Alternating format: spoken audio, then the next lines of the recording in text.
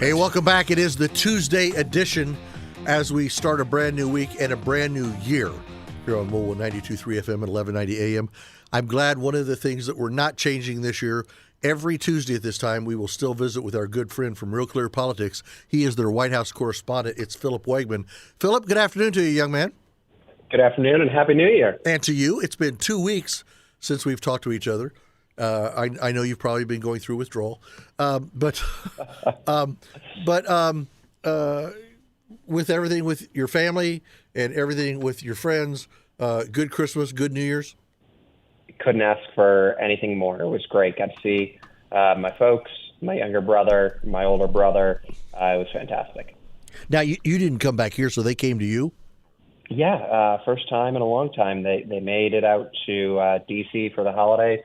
And I didn't feel too bad because there wasn't any snow here, and I'm told that there wasn't any snow in Indiana. So I didn't cheat them out of a white Christmas. No, sir, you absolutely did not. You cheated them out of a slightly drizzly, slightly muddy Christmas, but I think everybody's okay with that. Philip, I was intrigued by your column that I saw, and you can always check Philip's columns. Just go to realclearpolitics.com. That's realclearpolitics.com. Click on authors, and then you roll down to like 4 or 5, and there's Philip. Click on his name, and you will see all of his articles, and they're there with the most recent first, and then all the others fall in line. Well, the most recent one that's there says 2-minute warning on the road in Iowa with Ron DeSantis. So you were actually there with the Florida governor? That's right. So I had been pushing his team for the better part of a year and a half for an interview, and occasionally the way this goes is you'll see a candidate at an event, and you grab them for maybe 1 or 2 questions, or they'll have a press conference. But this was the first time that I had been able to sit down with him since he declared his candidacy. And so before Christmas, it was December 21st, and I just hopped on the bus with the governor in Cedar Rapids and rode it with him to 2 or 3 stops and got a pretty good view of the way that he sees the race, of the way that he sees the Iowa caucuses going. And, Pat, I think you would be proud of me. I was pretty tough on the governor. Good. Well, that's good. I've always known you to be pretty fair. I know one time you asked me some questions, and you kind of interviewed me one time, and you were downright mean and ugly, so I get how that... I had to get it out of my system. Yeah, you had to. And of course, everybody in my audience was applauding you. No, so you're there, and you're on the bus with him, and you go to 3 or 4 stops with him. So how much time did you actually have with him? Is it 20 minutes? Is it 40 minutes? I have to look back at my tape. It was probably about 25 or 30 minutes, which is a good chunk of time. That's a ton. But there's so much that you want to get answered. And in moments like these, you sort of have to separate the wheat from the chaff, and you have to give them an opportunity to use up all of their talking points, because all of us have heard those before. And then you get to the real substance and the real questions of what's going on. And for Governor DeSantis, here you have someone who is billed as a conservative juggernaut, as someone who is unimpeachable on policy. Right. And certainly when he was in Florida, he worked overtime to try and get as many conservative reforms into law as possible there before declaring his campaign for the White House. And so my question was, more or less, what happened? What is going on? Do you still think that you can win this thing? And I think we got some pretty illuminating answers from the governor, on just sort of how everything has shaken out. One thing that I think I can report back with confidence is he has not given up. The Real Clear Politics average shows him down by almost 50 points nationally, and then at around 30 or so points in the state of Iowa. But DeSantis, in his own way, he is still locked in, and he is still putting in the work to try and win this thing. Well, let me ask you, because, all these guys can say whatever they want, anything and everything. But as you watch him and as you experienced him at about a half an hour on the bus ride there in Iowa, did you come away with a perception different of him than what you had felt so far from hearing him at a press conference or reading his stuff in the paper? as you're sitting there with him, first of all, and I don't mean was he cordial, like he didn't chew you out or cuss you out or whatever, but was he open to you? Did you get the sense that he really was trying to share with you who he really was? He didn't hide from any of the questions that I asked. There were a few times where I think he tried to navigate and spin away from some topics that might have cast him in a harsh light. But for the most part, you've got to think about the circumstances here. He's down a lot. It's 4 days before Christmas. He wouldn't be on the road 4 days before Christmas in Iowa if he was ready to give up.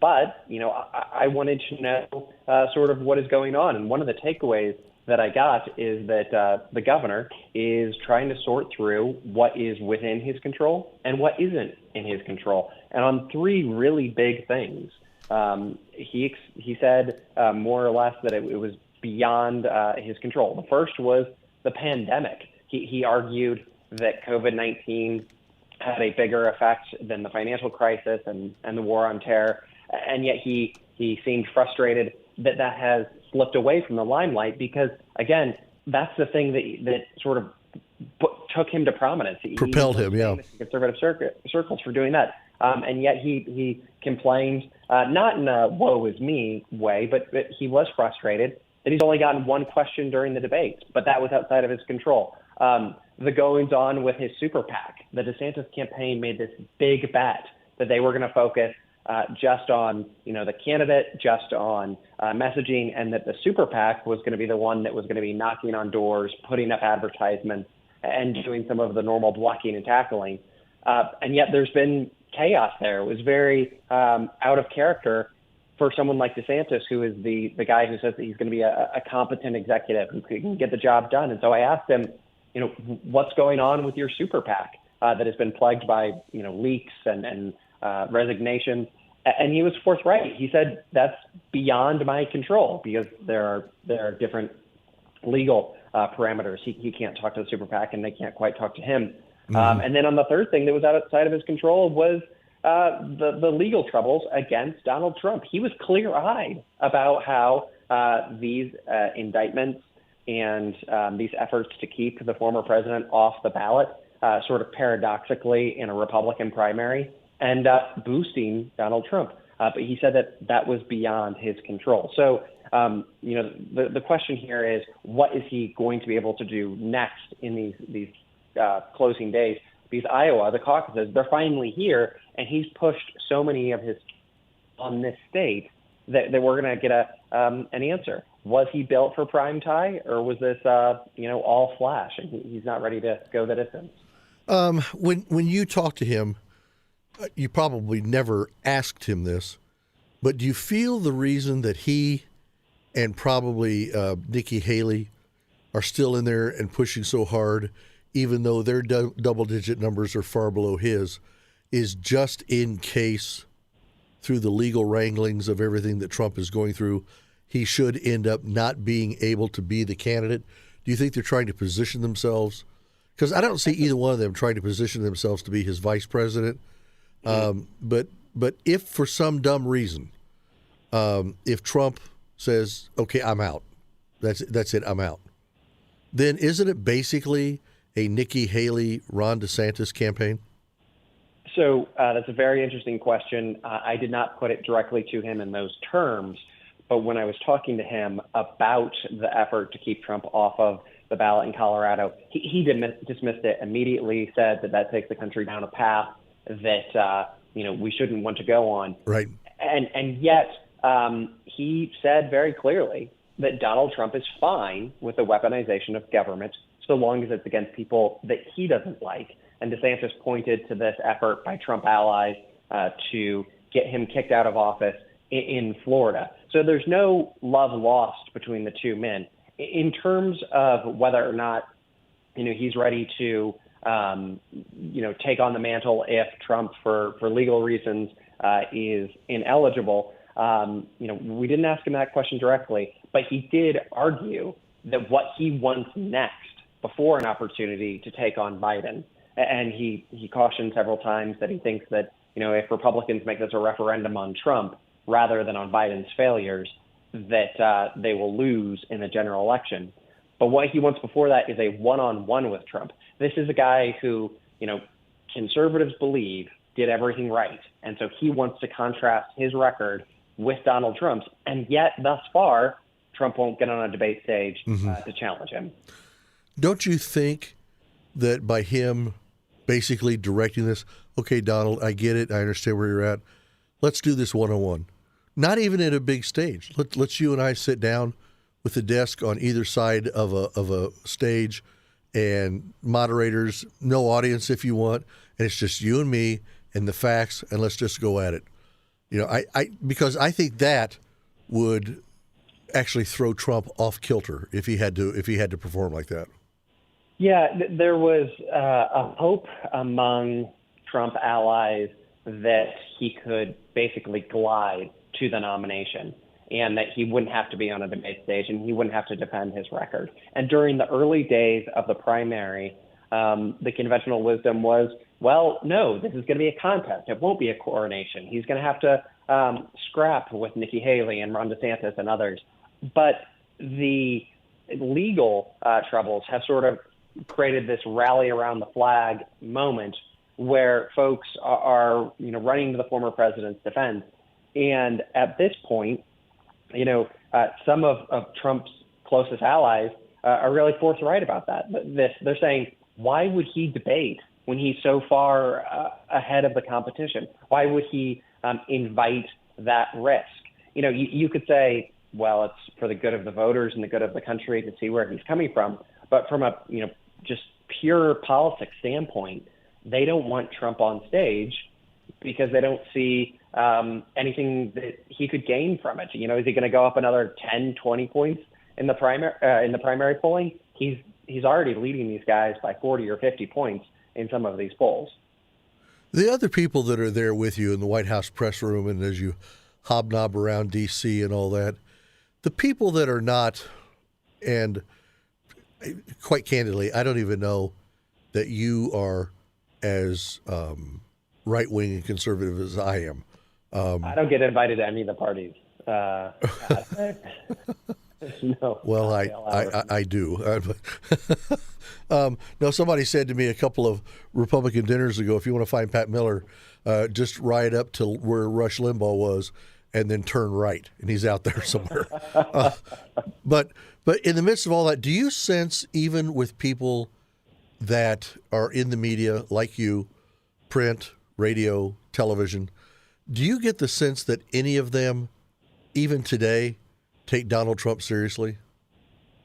It's a difficult question because certainly there's a seriousness to the coverage of Trump that was lacking in 2015 and 2016 when you had mainstream reporters who treated him like an oddity who could never come to power. Right. I think that it has swung from an unseriousness to perhaps, hysteria. The coverage among some has been that he would be the end of democracy in and of itself. And, some reporters and some folks in the media have then allowed that to color their coverage. I think that you need to, realize that, while representative government is the exception to the rule in history, and it's something that you have to, guard very jealously, even during, January 6th when things seemed to be coming apart, the system held. And certainly, Trump was checked by the judiciary, by Congress, and by the press. And he was also able to get a lot done. So I don't know. My thought on this is the strike zone doesn't change regardless of who's at the plate. You just call balls and strikes. Do you still consider, and I don't mean this like he's an also-ran, he doesn't count or anything, but do you still consider Ron DeSantis a serious candidate? I don't mean does he have a serious chance of winning, but is he still a serious candidate? Yeah, I remember back in 2020, there was a Democratic campaign that flagged something that would have been a really good scoop on then Vice President Joe Biden. And we were going into South Carolina, and I didn't follow up on it because, I said to this rival campaign, Joe Biden has lost in Iowa, he's lost in New Hampshire, this guy's done and over with. And so I didn't write the story, I didn't follow up on the lead, and then what happened? Yep. Another outlet got the story, and Joe Biden crushed it in South Carolina and cruised to victory on Super Tuesday. I don't think at this point, even as stark as the polling picture has been, I don't think that you can count either Haley or DeSantis out against Trump. We have to see what's happening.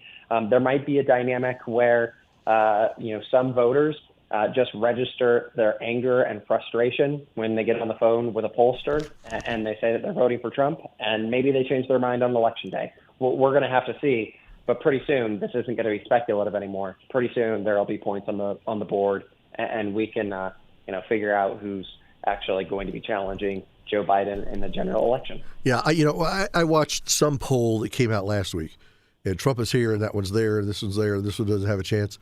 And I looked at it, and they had done the poll for over 4 days, and they had a total of just under 1,000 respondents. Well, and a huge headline about what they'd found.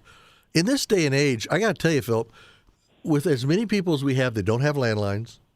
They don't take poll questions at work. If ABC tried to find me for a poll, they can't find me.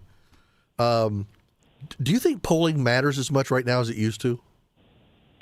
Well, I work for Real Clear Politics, the most accurate average in political polling when it comes to politics. We've been much more accurate than some of our competitors like 538. And I know that, our polling team works overtime to look at, what is that poll that was just of registered voters versus likely? What was an in-person poll? Right. What was, just a push poll to try and get a specific result? I think that maybe what we're seeing in polling right now, perhaps it's slightly inflated, but, there are numerous pollsters who are replicating the same result when it comes to Donald Trump against the Republican primary field. So a lot would have had to gone wrong and catastrophically wrong for these to be inaccurate pictures. Well, I just thought I'd ask you that question because I feel like I always have to ask you one question you don't know is coming. So it's my gift to you. Merry Christmas. Listen, good to have you back. Good to be with you. I look forward to talking to you again next Tuesday. And, of course, as always, if something is on fire inside the Beltway, you call me, okay? Will do. Thank you, Pat. See you, sir. Have a great day. That's Philip Wegmann from Real Clear Politics. He is their White House correspondent. Podcasts by Federated Media.